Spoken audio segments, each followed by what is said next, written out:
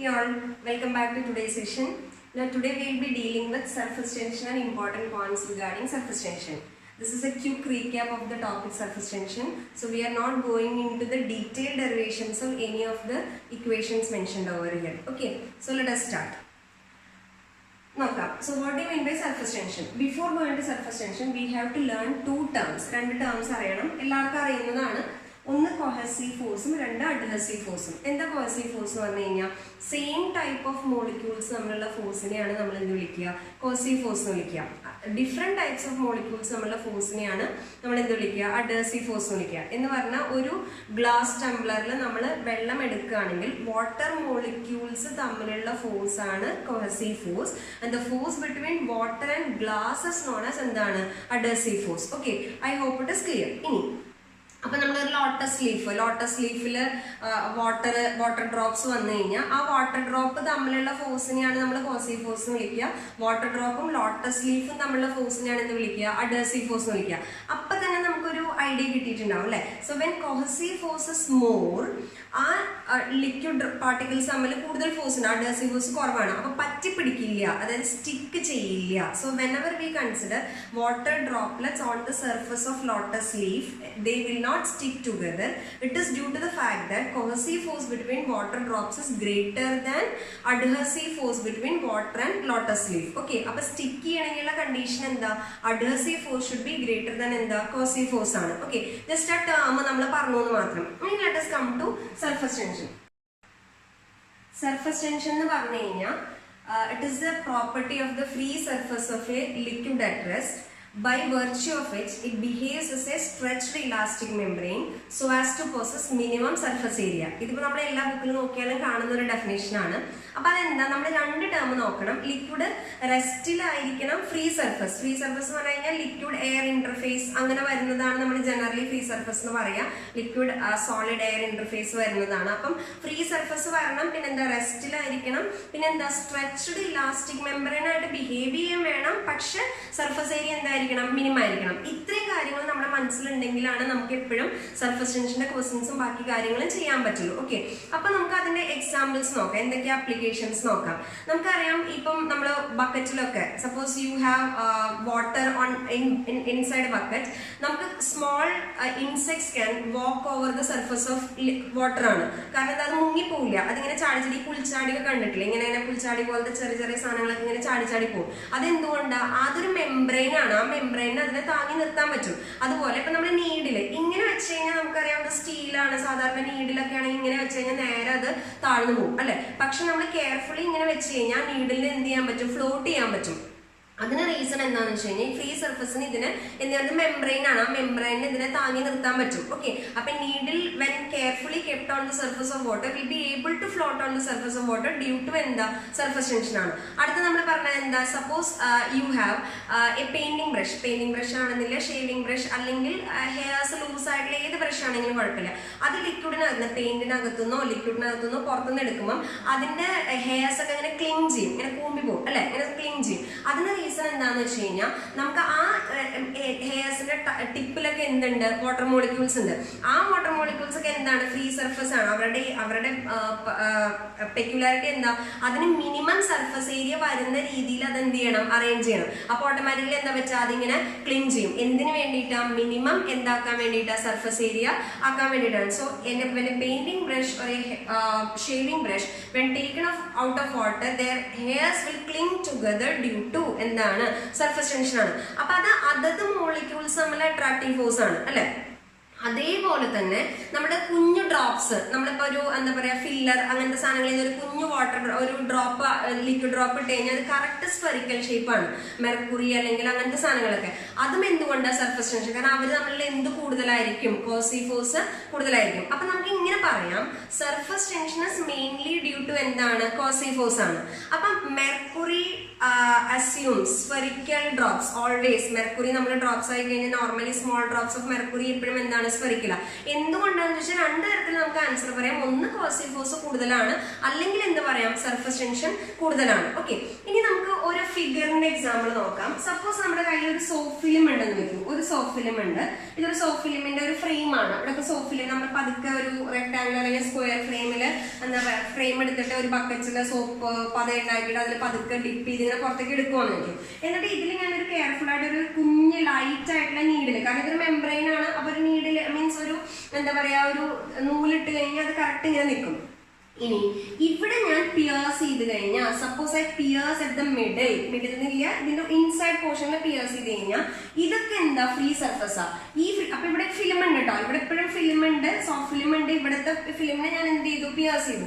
അപ്പൊ എന്തുണ്ടാവണേ, ഈ soft ഫിലിമിന്റെ tendency എന്താ, ഇത് ഒരു സ്ട്രെച്ച്ഡ് ഇലാസ്റ്റിക് മെംബ്രെയിൻ ആവും, so as to minimise its surface area അല്ലെ. അപ്പൊ എന്താ ഇതിന്റെ ടെൻഡൻസി, ഇത് സ്ട്രെച്ച്ഡ് ഇലാസ്റ്റിക് മെംബ്രെയിൻ ആണ്, മിനിമൈസ് ചെയ്യണമെങ്കിൽ എല്ലാ ഡയറക്ഷനിലും ഇങ്ങനെ പിടിച്ചു വലിക്കണം. അപ്പൊ ഓട്ടോമാറ്റിക്കലി എന്താ, ഇവിടുത്തെ സർഫസ് ഏരിയ മാക്സിമം ആണ്, ഇവിടുത്തെ സർഫസ് ഏരിയ മിനിമം ആണ്. അപ്പൊ ഇത് റെഗുലർ ഷേപ്പുള്ള സാധനമാണെങ്കിൽ എന്തായിട്ട് അസ്യൂം ചെയ്യും, സർക്കുലർ ഷേപ്പ് ആയിട്ട് മാറും.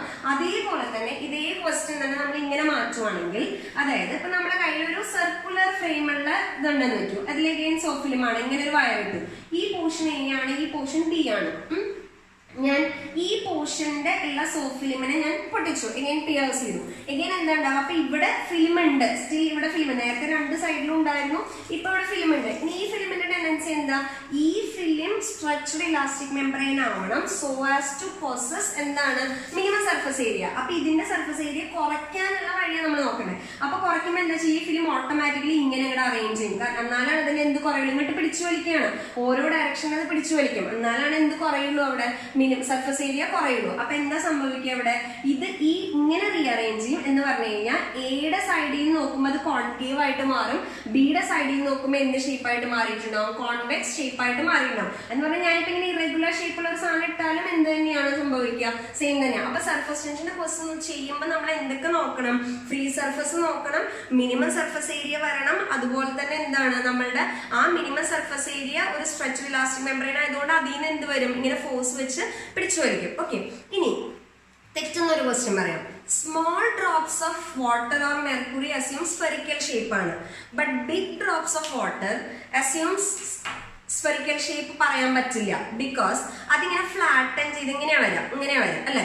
അതെന്തുകൊണ്ടാ, സ്മോൾ ഡ്രോപ്സിന് surface tension effects are greater than gravitational effects, but for big drop gravitational effects are greater than surface tension effect. അപ്പൊ ഒരു ചെറിയൊരു ഫ്ലാറ്റനിങ് അല്ലെങ്കിൽ ചെറിയൊരു ഷേപ്പ് ചേഞ്ച് വരാൻ കാരണം അവിടെ ആര് ഡോമിനേറ്റ് ചെയ്യുന്നത് കൊണ്ടാണ്, ഗ്രാവിറ്റി ഡോമിനേറ്റ് ചെയ്യുന്നത് കൊണ്ടാണ്.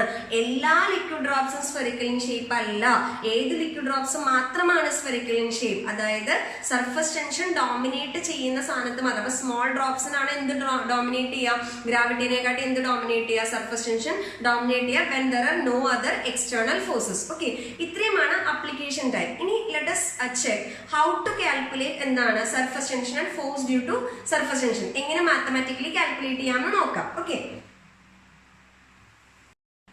okay, now surface tension is defined as, നമുക്കറിയാം ഡെഫിനിഷൻ നമ്മൾ കേട്ടേക്കണതാണ് അല്ലെ.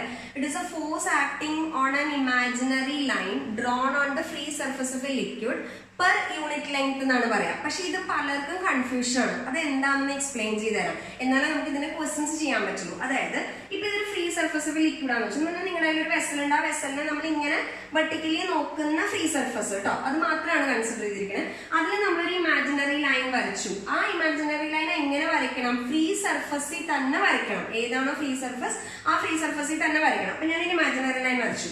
അപ്പൊ എന്താ, ഈ സൈഡും ഫ്രീ സർഫസ് ആണ്, ഈ സൈഡും എന്ത് തന്നെയാണ്, ഫ്രീ സർഫസ് ആണ്.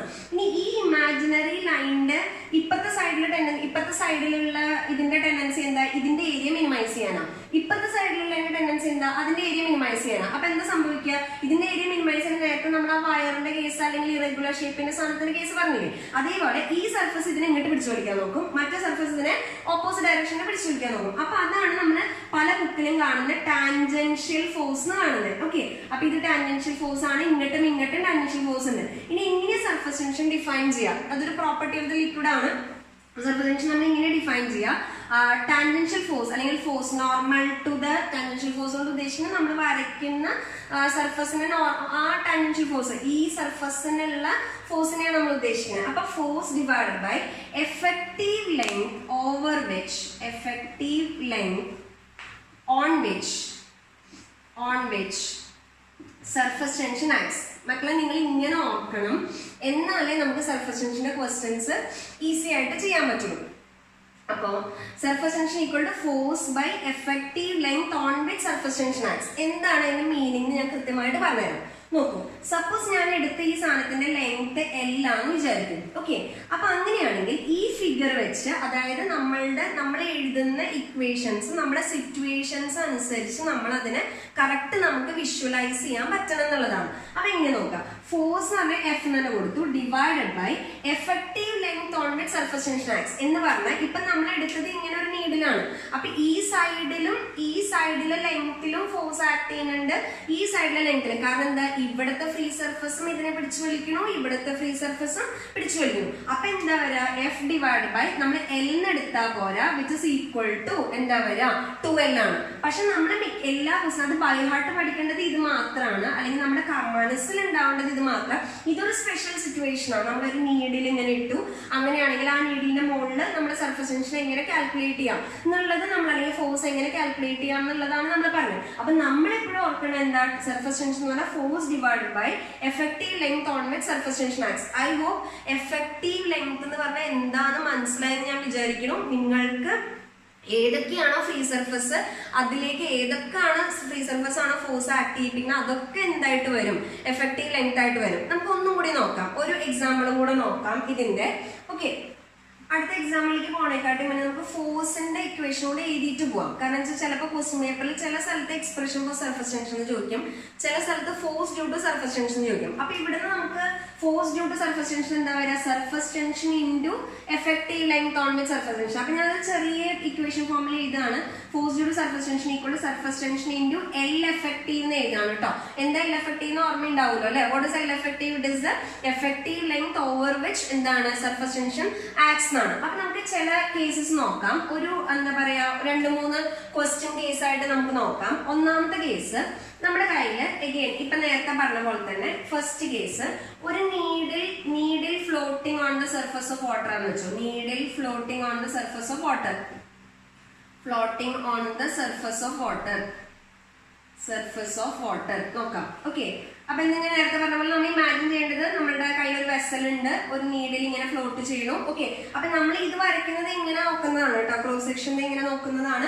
അപ്പൊ എന്താ വരാ, ഈ സർഫസ് അല്ലെ. അപ്പൊ നമുക്ക് ഇക്വേഷൻ എഴുതുമ്പോൾ എന്താ വരാ, force due to surface tension ചോദിക്കുക. Force due to surface tension എന്താ വരാ, surface tension into L effective ആണ്. മക്കളെ പറയുന്നത് എന്താ L എഫക്റ്റീവ് വരാ, ഇവിടെ L ആണ്. അപ്പൊ ഈ സൈഡിൽ നിന്ന് പിടിച്ചു വലിക്കും, ഈ സൈഡിൽ നിന്ന് പിടിച്ചു വലിക്കും. അപ്പൊ T ഇൻറ്റു 2L ആണ്, അല്ലെങ്കിൽ T ഈക്വൽ ടു, T എന്ന് പറഞ്ഞാൽ എന്താ സർഫസ് ടെൻഷൻ ആണ്. അപ്പൊ സർഫസ് ടെൻഷൻ ഈക്വൽ ടു എന്താ വരാ, F ബൈ എന്ത് വരും 2L ആണ്. ഓക്കെ, ഇനി രണ്ടാമത്തെ കേസ്, ഇതേ കേസ് നമുക്ക് ഈ ഫ്ലോട്ട് ചെയ്യുന്ന സാധനം റിംഗ് ആണ് വിചാരിക്കും. ഇത് എങ്ങനെ റിംഗ് ആണ്, റിംഗിന് ഇത് R1 ആണ്, എഗെയിൻ ഇത് R2 ആണ്. എഗെയിൻ ഇമാജിൻ ചെയ്യണേ, റിംഗ് എന്ന് പറയുമ്പോൾ എഗെയിൻ റിംഗ് ഇങ്ങനെ ഇടുമ്പം ആ റിംഗിന്റെ തിക്നെസ് നമ്മൾ നോക്കിക്കഴിഞ്ഞാൽ അതിന്റെ ഉള്ളിലും ലിക്വിഡ് ആണ്, പുറത്തും ലിക്വിഡ് ആണ്.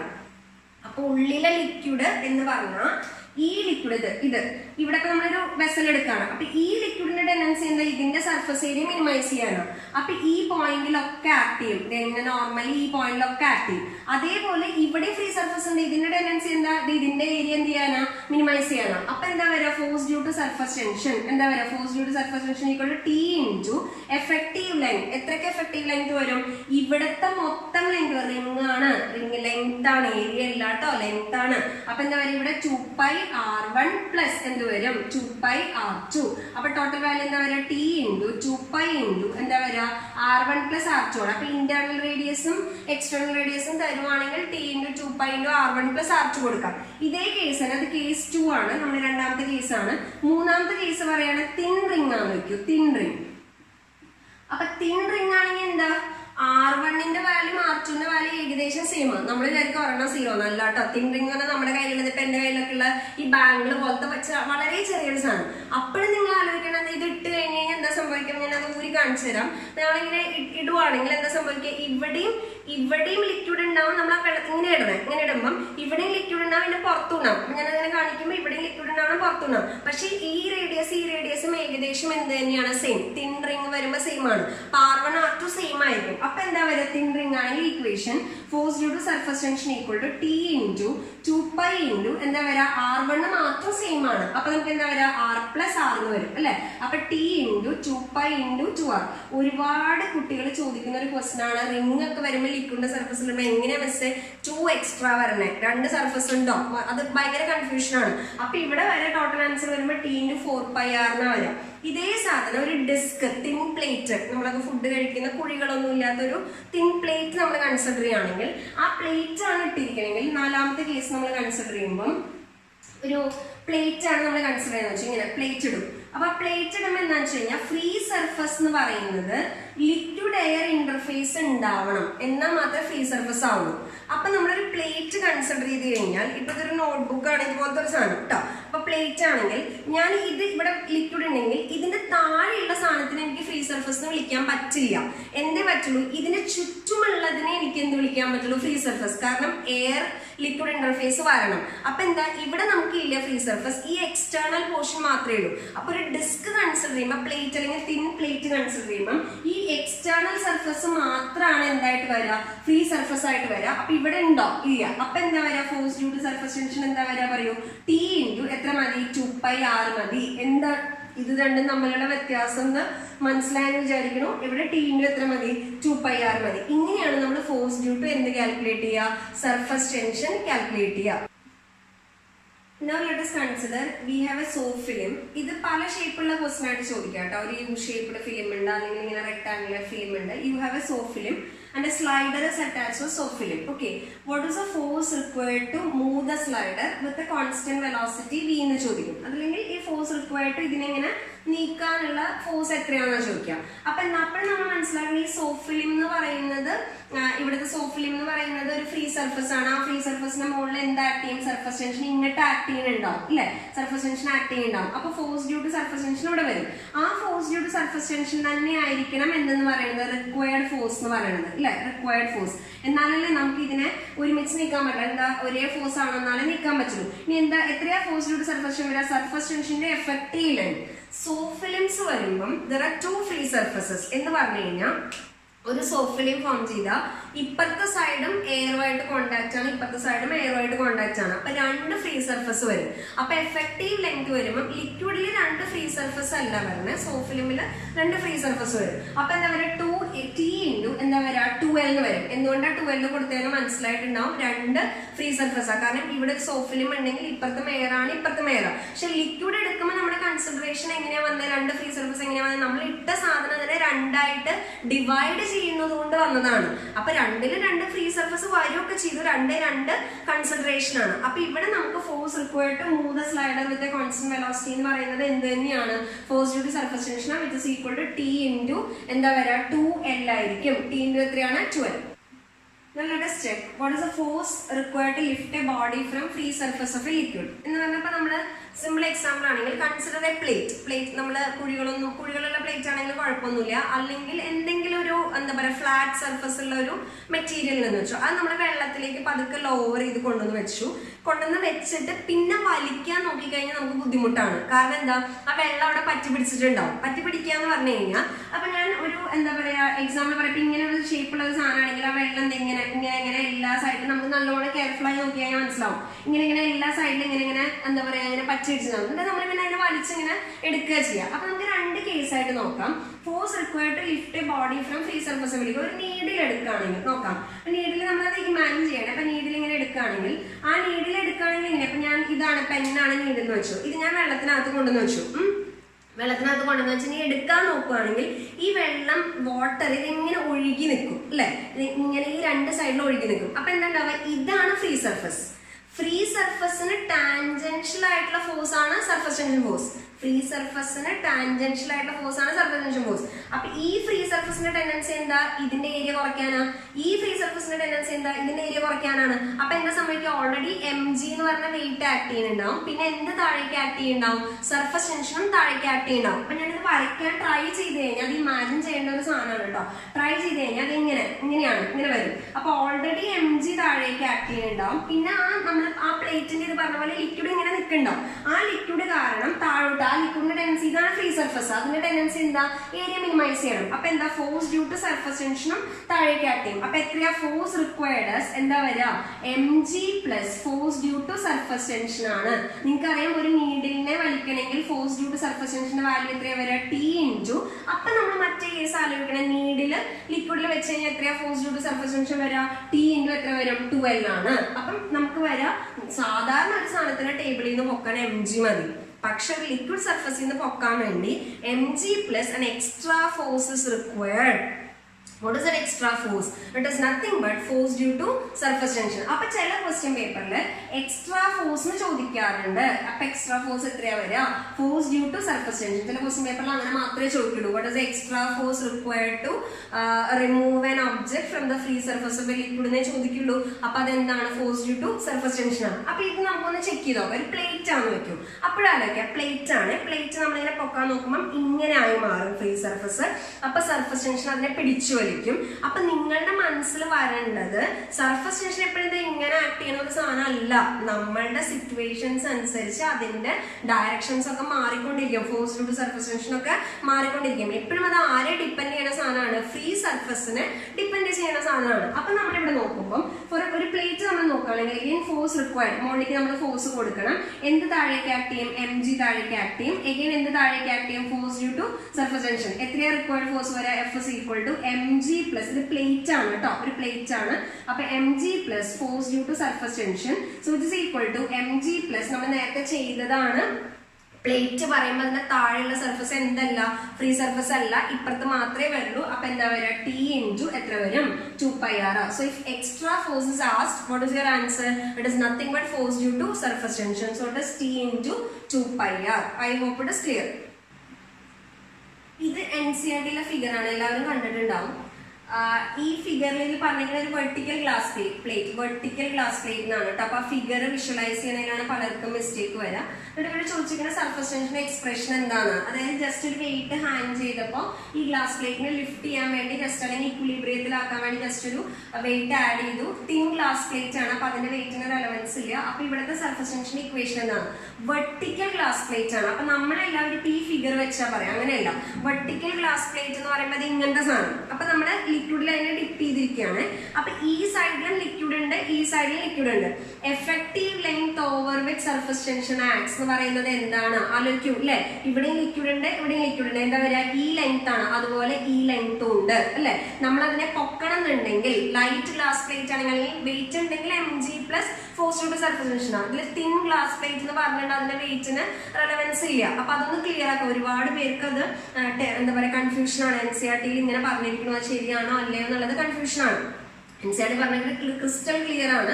നമുക്ക് നോക്കാം. വെർട്ടിക്കൽ ഗ്ലാസ് പ്ലേറ്റ് ആണ് കേട്ടോ. അപ്പൊ മനസ്സിലായിരിക്കും. അപ്പൊ എന്താ പറയുക നമ്മൾ കൊടുക്കുന്നത് എന്താ? നമ്മൾ കൊടുക്കേണ്ട ഫോഴ്സ് റിക്വയർഡ് ഫോഴ്സ് എന്ന് പറയുന്നത് mg പ്ലസ് അല്ലെ mg plus force due to surface tension ആണ്.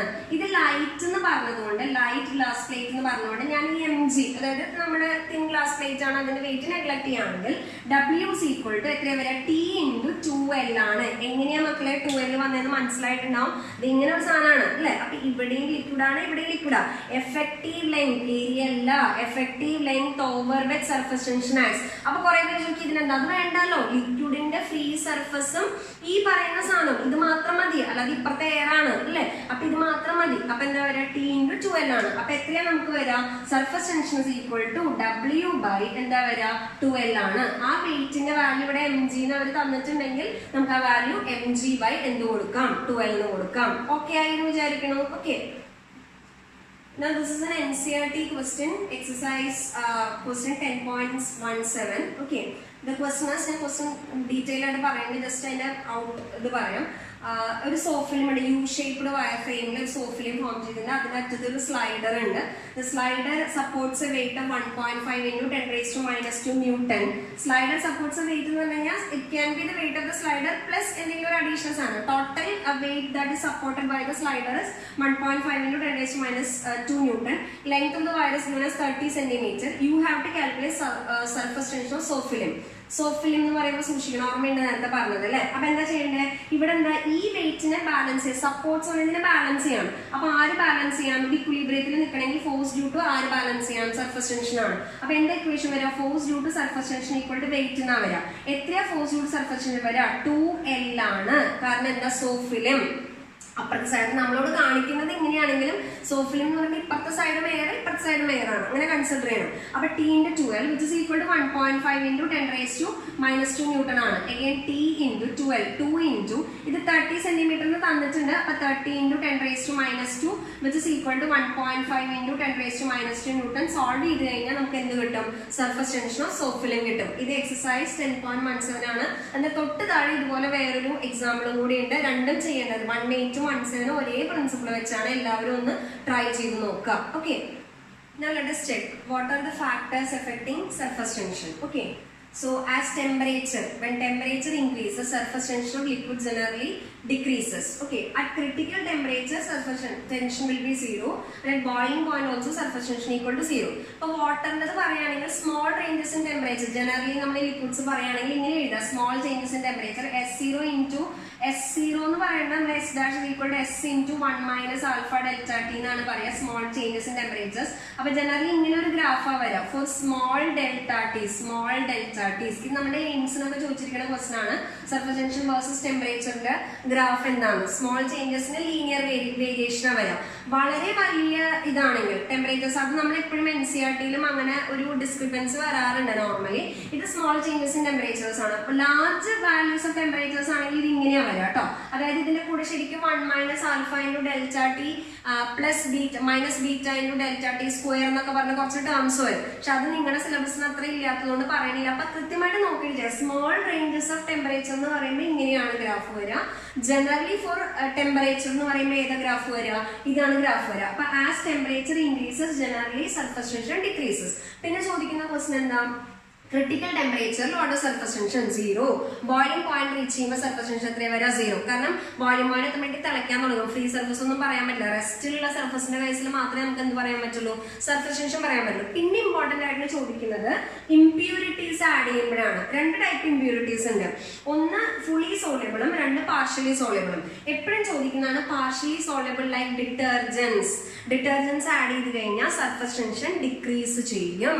On adding detergents surface tension of water എന്താ വെച്ചാൽ ഡിക്രീസസ്. ഓക്കെ, അടുത്ത നമ്മൾ പറയാം fully soluble. For example ionic salts small amount. അപ്പോൾ അയോണിക് സാൾട്സ് ഒക്കെ വരുമ്പോൾ കുറച്ച് അയോണിക് സാൾട്സ്, ഇപ്പോൾ നമ്മളുടെ സോഡിയം ക്ലോറൈഡ് അങ്ങനത്തെ സാധനങ്ങളൊക്കെ കുറച്ച് നമ്മൾ ആഡ് ചെയ്യുകയാണെങ്കിൽ, കുറച്ച് ഒരുപാട് എമൗണ്ട് അല്ല, സാച്ചുറേഷൻ വരെ എത്തുന്ന എമൗണ്ട് അല്ല, കുറച്ച് ആഡ് ചെയ്യുകയാണെങ്കിൽ ജനറലി സർഫസ് ടെൻഷൻ എന്താ പറ്റുക, ഇൻക്രീസസ് ആണ്. Fully soluble increases surface tension and partially soluble എന്താ ചെയ്യാം, ഡിക്രീസസ് സർഫസ് ടെൻഷൻ. ഡിറ്റർജൻസ് എന്താ വെച്ചാൽ ഡിക്രീസസ് സർഫസ് ടെൻഷൻ വാട്ടർ ആണ്. അടുത്ത നമ്മൾ പറയുകയാണെങ്കിൽ ഇലക്ട്രിഫിക്കേഷൻ പറഞ്ഞാൽ ചാർജസ് ഒക്കെ കൊടുക്കുകയാണെങ്കിൽ, അപ്പൊ നമ്മൾ പറയാം വേറെ ഫോഴ്സ് ഒന്നും ഇല്ലാത്ത സമയത്താണ് നമ്മൾ സർഫസ് ടെൻഷൻ ഫോഴ്സ് പറയാം. വേറെ ചാർജസോ വേറെ എന്തെങ്കിലും കാര്യങ്ങൾ കൊടുത്തു കഴിഞ്ഞാൽ അവർ കാരണം എക്സ്ട്രാ ഫോഴ്സ് ഉണ്ടാവും, അത് കാരണം വീണ്ടും എന്ത് വ്യത്യാസം വരും, സർഫസ് ടെൻഷൻ വ്യത്യാസം വരും. Electrification also surface tension decreases. Okay, so these are the important factors on which surface tension depends. I hope this session was useful for you. അപ്പോൾ ഒന്ന് എല്ലാവരും ഒന്ന് റിവൈൻഡ് ചെയ്ത് കേൾക്കുക, ക്വസ്റ്റ്യൻസ് ചെയ്ത് നോക്കുക, എന്തെങ്കിലും ഡൗട്ട് ഉണ്ടെങ്കിൽ ഒന്ന് കമ്മ്യൂണിക്കേറ്റ് ചെയ്യുക. Okay, thank you all.